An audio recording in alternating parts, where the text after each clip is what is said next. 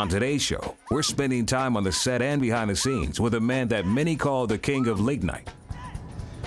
God has brought me a mighty long way. But Arsenio Hall was more concerned with being a whole person. I like to go back to the beginning when I'm asked that question.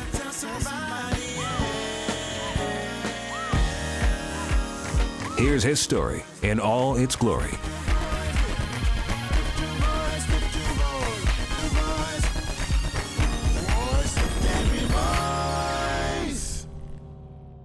Ladies and gentlemen, welcome to the first episode of Lift Every Voice. I'm your host, Derek Farnsworth Bentley Watkins. Esteemed, I am literally sitting on the couch of Arsenio Hall. I'm sitting with Arsenio Hall. I just witnessed it live for the first time. And by the way, this is your season premiere. This is my season premiere. Incredible. Right now. That's incredible. Thank you, sir, for coming. No, man, I'm excited to see it. Well, first of all, this is a long way from Cleveland. Yes, sir. It's a long way from Cleveland, from 44105. God has brought me a mighty long way. Yeah, to get this straight, your father was a pastor. Yes, right? My father was a Baptist preacher in Cleveland, Ohio, the Elizabeth Baptist Church on Holton Avenue.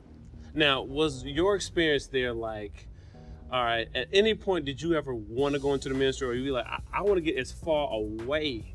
Wow. Because it's like, I know being a PK, it's like, okay, it's Bible study, deacon meeting. Wait, you're not a PK, are you? I might as well be, because okay. My grandfather and all of that stuff, so I get it. Everybody in my family preaches. I got women in my family that preach. I got two uncles that preach. But my dad was a Baptist preacher, and there was a moment. Here we go. Yeah, there was a moment when I was like 4 years old, and I remember it. Really? Because I think the moment changed my life. But he brought me in the pulpit with him. And I remember coming down the hallway from the pastor's study, and you come out of a door, and as you come out, you see the congregation. Yeah. And he had a big church, or it felt big when I was a kid. Who knows how many people? But it felt huge. And I remember sitting behind him, and he stood and started preaching.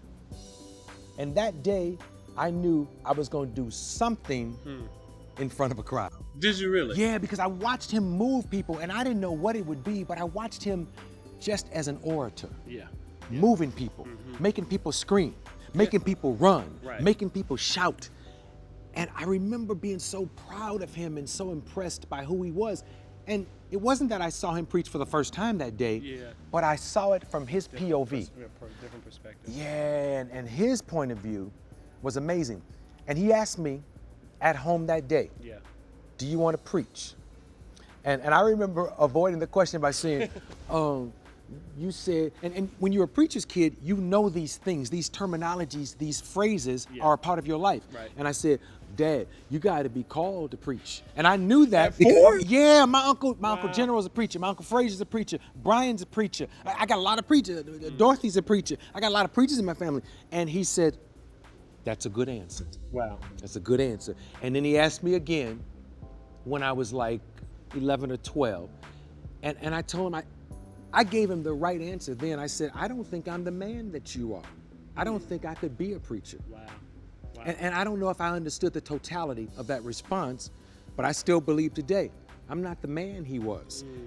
I love the Lord. Amen. but Amen. but the 24/7 commitment to being the man that my dad was, I know I don't have it. I'm making a living with a microphone. Yes, sir. But and I'm making people happy. And that's why I was let me interject, because I would go this far. You know, when I describe God to people who don't know God, or when I meet people, I say, God is that thing in you that actually wants more. That part of you that really wants to experience more in your life. I see that as God. And so for me, I do see this in a way as a pulpit. And, for me, it's like growing up, just like Wayne said earlier, this became Wayne Brady. Wayne Brady part of it became like limitless possibility when you sat in the seat. So there was like, I didn't know there could be an African American president until I saw President Obama. So it was like seeing you there became that, and you've done so much as a trailblazer. Wow, thank you, sir. Arsenio's got so much more to say and share, so come right back. I remember Magic telling me one day he saw Dave Bing play for the Detroit Pistons. That's how seeing my father preach from behind him was. It was like, I was like, oh, you know. Yeah.